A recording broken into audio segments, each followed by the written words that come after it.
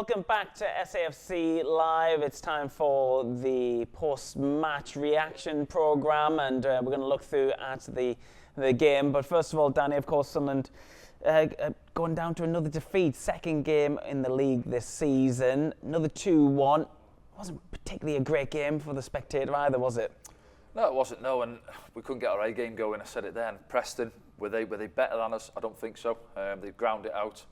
Well organised behind the ball, I'd say, stopped us playing at times.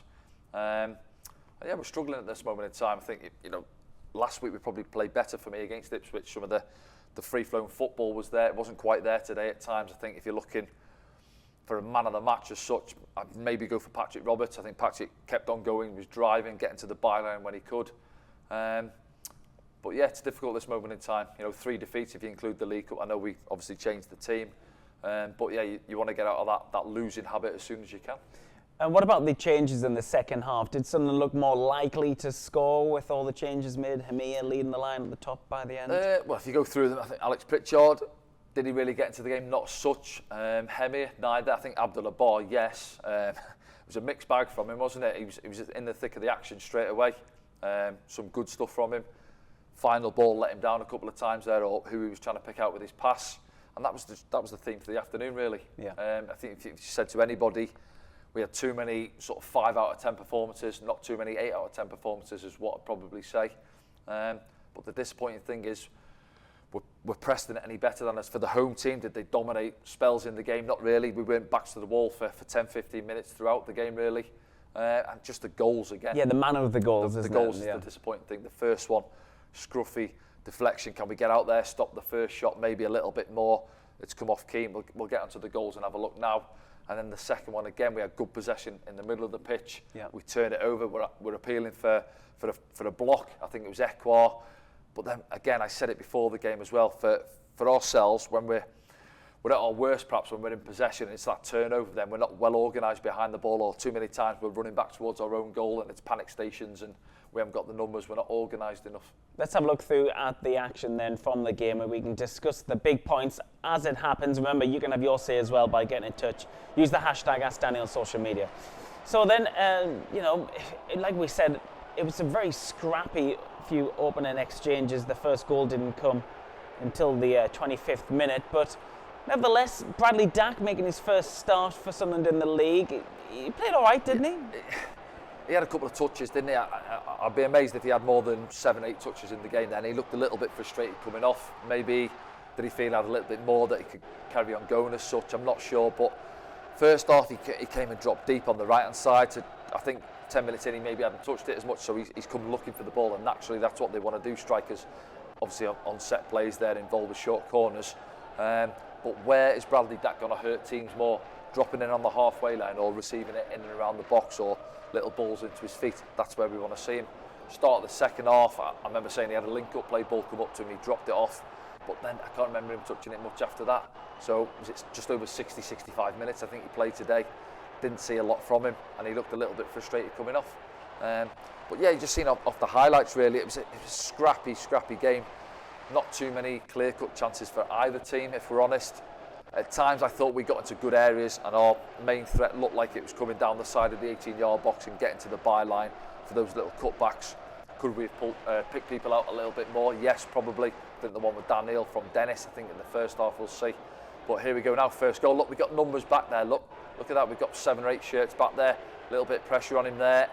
And it's a powder puff shot, isn't it? It's not going to trouble Anthony Patterson, but Will Keane there, I mean, he'll say he's gambling, and very like Nathan Broadhead's last week. Just keep your eye on him there. Will Keane in the middle. He's asking for it to feet. That there. I mean, that's going wide, that shot, yeah, it's isn't going wide. It's barely going to reach the goal, is it? But that's all it takes, isn't it? A little deflection, and it's enough. And Will Keane's got his second goal of the season. Yeah, Frocke Jensen will say that he's got an assist and a goal from today's game both as well. Of them really, isn't it? Yeah. Will Keane for the second one as well, which we'll have a look at in a minute. But Patrick, yeah, you see a lot of our highlights was Patrick there driving forward, and he's a nightmare for defenders. And I think he is a bit fortunate there with Hughes. He initiates the contact. Patrick, look, Hughes has planted his feet there, and he just leaves the leg there to win the free kick, and Patrick steps up, and now it's comfortable. Listen, is he looking for somebody getting across that near post? Possibly, but Woodman wasn't really threatened all afternoon, was he? Enough? No, he wasn't. No, and then he keeps on going, Patrick, that's what he does. Sometimes it doesn't come off, sometimes he maybe runs into traffic bodies, but he always has a lot of bodies around him to weave his way through, Patrick, doesn't he? And you see there, he goes past two, then there's another two waiting for him around the 6-yard box. And there's the penalty now into Jack. He's come across this side. His man's actually in a good position. I'm not sure he needs to do that. It's just panic there. He just gets a little bit tight, and he just gets to the wrong side of him. Jack, you'll see it now. He's got his man in behind him, but he steps across because he's worried about Dak, and then it opens up for Jack. And then he has a look at the referee best, and it's a penalty. And you know, the Preston fans didn't agree with it. There was boos going up, and they felt one or two decisions after that were going against Preston, but I don't think you can argue it. And when they see that back, the Preston fans, I don't think they will either. And Woodman nearly gets there, doesn't he? Can't get enough on it with his right hand. Yeah, Jack Clarke equalising things on the half-hour mark, meaning that the teams went in at half-time level, but we're just watching the final few exchanges in the first half. There was a few yellow cards in the game. That was one of them. That was Will Keane. He was booked in the 34th minute for that on Luke O'Nien. It's more of an awkward one than anything else. There was 4 players in the end booked in the game. Yeah, there wasn't really a sort of violent game as such, was it? I think Dan Ballard's was a late one. He'd overran it, didn't he, as well, which we'll maybe have a look at. I think Dennis does really well there on the cover. Comes narrow and gets a good challenge in. And is this the one now? Yeah, this is the one there. Just pull back now. Look, Dan Neil asking for it 6 yards out there. Just feed it into him, and I think he's tucking that away, Dan. But time and time again, we were getting into these areas, weren't we? And this one's right on half-time, isn't it, for Patrick? I said, maybe could he pull the trigger on his right, but having a look at it back, it's quite high, isn't it, for him to try and get over the top of it. Into the second half now, aren't we? Scramble early on. Everybody back there helping out. Say second phase, third phase, ball keeps coming back in. But yeah, I think Tony Mowbray, we'll see his interview back later on, but I think his main disappointment was coming there. We've conceded 2 goals. They haven't really cut us open, Preston, with some good play throughout the 90 minutes as such, have they? Anthony Patterson's goal hasn't been peppered throughout the 90 minutes, and I think that's going to be what disappoints him. And Ekwar getting the strike away, never really on, looking like it's going to be on target, that one, is it? He cuts across it and drags it past the post. But I just think, just little clips like that you see where we've played each other into trouble a lot today, I felt, where we weren't quite at our best awareness of what's around us, taking too many touches. I said it through comms a few times. Instead of us playing when we're at our best 1 or 2 touch, we were taking 3, 4, 5 touches on the ball, getting caught at times, and that flow to the game wasn't quite there. Yeah, it was a shame, wasn't it? Because everyone goes into it is game. Now, so yeah, it is. See, but Ekwar's played it, but reactions. Look, he's played there. He's got bumped off it, but that's going to happen. The ref's not going to spot it. Well, we've still got 4v2 really. Dan Ballard, he sort of stabs at it, doesn't he, with his leading leg? Can he do a little bit more? Now he'll say, listen, I'm cutting it out, and if I win the ball there, maybe he's dropping it into midfield. He's popping it off to Joe Bellingham, but Will Keane just gets the block in. He doesn't know much about it. Drops to his strike partner there, Frocke Jensen, and he tucks it away underneath Anthony Patterson, and that's that really. So it's not a well-worked goal as such, is it? They nick it off us around the halfway line. And then the ball fed across isn't that great. Looks like Dan Ballard's cutting it out, but unfortunately they get the rub of the green again with Will Keane. And then, to be fair, after then we made a couple of changes, as you say, will be coming on. Dan Neal is driving forward. You see Bradley Dax having a bit of a pop at him there. Can he roll him in? Possibly, but it opens up for Dan, and he's 20 yards out, and if Dan smashes that in that far corner, nobody's going to argue with him. Another run from Patrick Roberts. Again, yeah. Just movement in the box as well. I'm sure it's something they're going to work on as well. Look, Patrick's getting there. He's driving in, and I said, hey, look at Jack on the opposite side, and can he get across there, Jack? Once Patrick's driving in, I think he's got to be on the move. He's a little bit flat-footed outside the far post, Jack, and if he takes a gamble there, he's going to get himself a tap in 6 yards out. This is the one, isn't it, with Jack? Yeah, see where Patrick's coming off the opposite side now. Come and get involved in the action. Come and get yourself a goal in between the posts. And Woodman makes a save on that occasion. Luke, big chance. Just wide. So you can see from the highlights, have we missed many of their chances out? Probably not, but we're having the better opportunities throughout the game and getting into better areas on the pitch, aren't we? And there's Bar now involved. Again, decision making. Feed out to Hemira on that right hand side so he can drive it as man 1v1.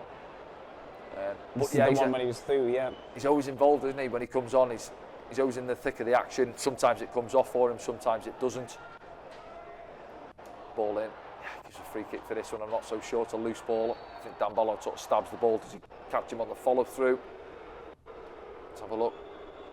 It's not a free kick at all, that for me. No, time's wearing on, isn't it? Ball in. Yeah, Dennis getting across Potts. Seeing it first time. He is wrong side. Has he got a little bit of it? I don't think there's enough in that for a penalty, to be honest. And then, yeah, there's the offside, isn't it? And that's what you're looking for, that pull back there. See, they've got a lot of bodies back. But unfortunately, he strays offside on that one. Abdullah Bart. This one, he's not offside. Yeah. Yeah. Where should he be aiming for there? I see it straight away there. I'm thinking as soon as the ball's fed into him, fizz it across for Jack on the far side. But then time he gets there, maybe the opportunity's gone away, and it's a nothing ball in the end.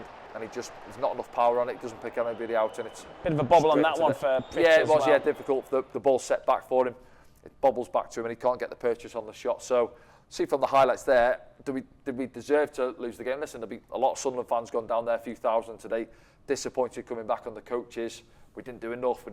We give sloppy goals away. Of course we have, yeah. But Preston were no better than us down there this afternoon. Organised, yes, but you could say we've gifted them a goal or two.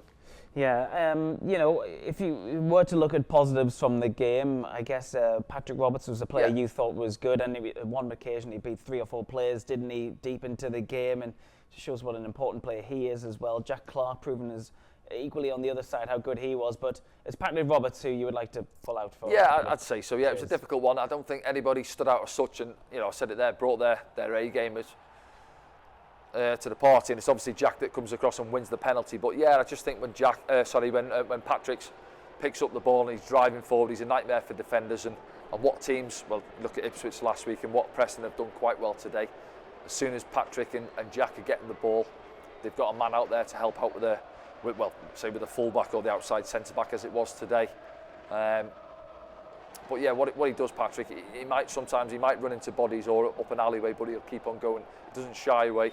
He'll keep asking for the ball, and he keeps driving at defenders. Yeah, particularly in the first half as well. He had the beaten as well, didn't he, of Best? Yeah, I think what he is missing at this moment in time is that link up with Ahmad, what we've seen last season. With Ahmad, if he plays in the 10, but because he likes to play out on that right-hand side himself, he drifts towards Patrick. Them little give and goes, they're on the same wavelength. They work their way through defenders up that right-hand side of the pitch. And maybe that's where Bradley will have to come into it if he's going to play in that central role. Come and link the play up out that side. Don't drop deep by the halfway line. You're not going to score goals there. You're not going to link the play up deep there. Come and get involved with Patrick. Go and join in with Jack. And that's where Joe Bellingham and Dan Neil can then run through the middle of the pitch where the space opens up. See this one there. Look at that. He's done all the graft there. It's crying out for somebody. Dan Neil's trying to get on the end of it. Said Jack on his heels outside the far post. Go and get yourself a goal. And there, like he is there, Patrick, coming inside the action, get between the... you see a lot of coaches when you do these sessions on the training pitch, get between the sticks of the goal. Yeah, get yourself in there. That's what he does there, Patrick, unfortunately. I don't think Woodman knows much about that. Yeah, is it a good save? Good central position. Yeah, it is, yeah. That's what we're going to need, and we're going to need more. Hemir come on. Can't remember him really touching the ball, especially in the 18-yard box as such.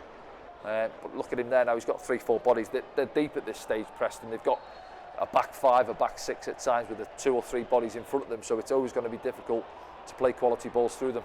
But they're fizz it early on now, in between their back line and the goalkeeper, and opportunity goes away. So they're going to be frustrated. The players will be frustrated. The coaches and the staff will be frustrated coming back on the bus. But what can you do? You've got to work on it. We've got what we've got so far. Recruitment staff will obviously look to add 1 or 2, I'd imagine, between now and the end of the window. But Tony and his staff, that's what you've got to work with. You've got to, get to it, get back to the training pitch, and hope you put it right. Yeah, okay then. Let's have a look at how the other games went in the EFL Championship this afternoon with the final scores from around the grounds. In the early kick-off, Coventry City 3, Middlesbrough 0, Birmingham City 1, Leeds United 0, Cardiff City 1, Queen's Park Rangers 2, Huddersfield Town 0, Leicester City 1, Hull City 4, Sheffield Wednesday 2, Ipswich Town 2, Stoke City 0, Millwall 0, Bristol City 1, Rotherham United 2, Blackburn Rovers 2, Southampton 4, Norwich City 4 with the game of the day there, Watford 0, Plymouth Argyle 0, and West Brom winners at home against Swansea City 3-2. Sunderland's next opponents, Rotherham United, were 2 goals up, but Blackburn coming from behind to draw 2-2. I wonder if we have any thoughts from our fans. We're going to have a look now, Danny, at some of the first hashtag Ask Danny's of the season, watching from Texas. And it's always good, isn't it, Danny, when we do this program on SFC Live to see where the fans are watching from. This one is from St. Louis, Missouri, USA. Can you agree that we need a hold-up striker in the middle? No look on the wings. Do you see what Lee's point is there? Yeah, just mentioned it really in a way there with Hemir. Obviously, he's a young lad. He's a good size. I said it during comms. He's got to start using his weight a little bit more early on. I think his presence made a difference when he came on in terms of getting Sunderland up the field a bit. I mean, by that point we were 2-1 down, but Preston might have been more happy for us to have some possession, but I think they had an outlet, didn't they? They had a target. Yeah, well, that's what Patrick likes, and that's what Jack like. We're saying it, as I just mentioned there, Ahmad's not out there anymore to come out of the 10 and to link the play up on the sort of just outside the 18-yard box. Now, obviously, you want a focal point up the pitch, and I'm just saying there, he's a young lad. He's only 19, hasn't played a lot of football, and he's learning on the job. But yeah, he's got to just put himself about, back it into centre backs, let them know he's there early. I'm not saying throw your elbows around, but just back it in, use his frame a little bit more, and be strong. And then he's got to secure the ball, get Dan Neil, Joe Bellingham coming and linking up play with him, and then the two off the wings as well. But yeah, I mean, you're looking at it. I'm sure the recruitment staff are looking. Can we add at the top end of the pitch? The fans are saying it. You've got Ross Stewart, he's in the treatment room. We need Ross back out there as soon as we can, really. He's on the grass as far as we understand it at the training ground. The ender as well, young lad, 18-year-old, he's in the treatment room as well. But yeah, it's that focal point, really. You see, we have a lot of good play, we have a lot of possession. We're at our best today on the ball. Better against Ipswich, I thought. But yeah, it's what we're doing in that, defensive third, middle third. It's all well and good having the possession, but it's when you get to the business end of the pitch, what are you doing with it? Are you creating those little slip balls? We're not quite seeing him at this moment in time. Yep. All the joy today, it came when we got to the byline and those cutbacks. That looked our most likely avenue to a goal, didn't it? Other than obviously the penalty. But yeah, you ask any team really, you need a focal point. If you're under the cosh at the back, can you clip a ball into him? Can he get hold of it for you? Can he get us up the pitch? And then can he link with the players in and around him as well? Work still to do then, Danny, I think, is the motto there. We have some more thoughts from fans. Here's another one from Michael.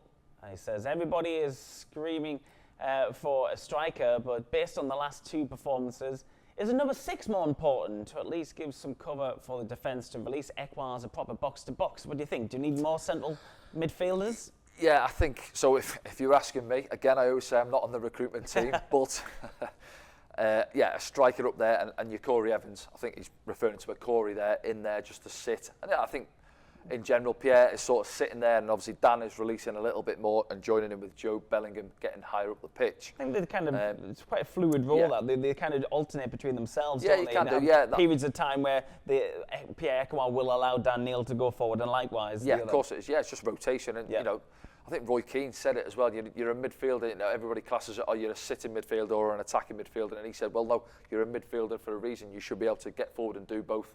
And I think he's right in what he's saying is, Dan Neil at times, you sit, you have a breather. Yep. Pierre, you can run, I'm sitting in for you. But we've got young lads in there really, haven't we? Job's 17. Yep. Dan's early 20s, isn't he? 21 maybe. Yeah.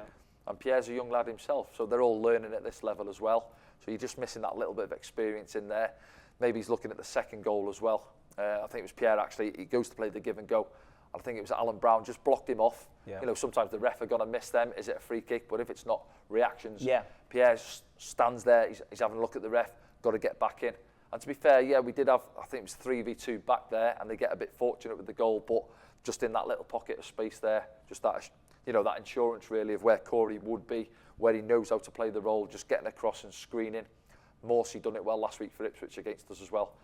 So I can see what he's saying, and I think if Corey was out there, if not, can we maybe get a little bit of an experienced midfielder just to sit in there? Then you're playing maybe 2 of either Dan Neil, Joe Bellingham, or Pierre Ekwa advanced of him. Okay, then, and another thought then, last one for this first hashtag Ask Danny of the season. Hello, Frankie and Danny, great to have you back. How do you feel about the new rule regarding stoppage time? Watching with the family in California. Thanks, Susanna, for tuning in. Yeah, well, was it 5 minutes went up today, didn't it? It's only 5 today, but yeah. there was stoppages within the stoppages, so it's always a minimum of whatever the fourth official flashes. So it was a little bit over, yeah, but I think it was reasonable today. 13 last week, maybe a little bit over the top. But as you say, Bobby Madley had his stopwatch on it, so I'm not going to doubt you on that one. But yeah, you don't want to see crazy numbers. I get it when you can sense in a game when teams are wasting a little bit of time, and I think, you know, they're looking at the average time that the ball's in play, 50 odd minutes, 53, 55 minutes, which when you look over the course of a 90-minute game and the ball's dead for, you know, for 40 odd minutes, it's strange really, isn't it? I get sometimes you're looking at set plays, which can have a bit of a hindrance in the flow of a game as well. But yeah, you know, you don't want crazy time. Listen, if you're losing 2-1, you're delighted, like we did last week. Unfortunately, we couldn't go on and get the equaliser.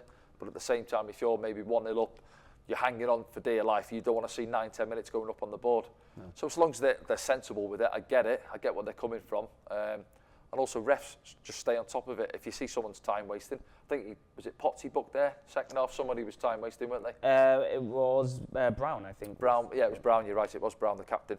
If they're taking their time, just give them a card, and then obviously they're going to hurry up a little bit more. But set your stall out early on in a game as well. You know, it doesn't have to be 85, 86 minutes on the clock and you think he's time wasting. If, you know, if a team's 1-0 up and it's the 53rd minute and you think somebody's let them know early on. We saw very early in the game, someone thought kicked the ball away, didn't we, in the match? And we thought, yeah, you saying that. We said why isn't that a yellow on Tuesday card? night we saw Pritchard was booked for that. He was as well, yeah.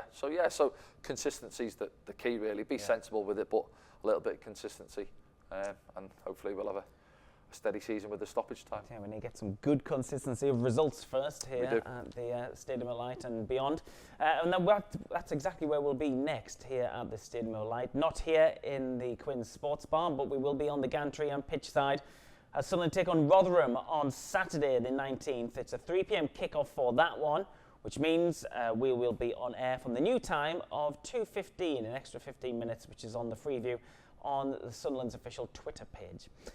Sunderland have come out with another defeat in their second game, their first away game of the season. 2-1 it finished down at Deepdale, but we'll see you next time. Enjoy the rest of your weekend.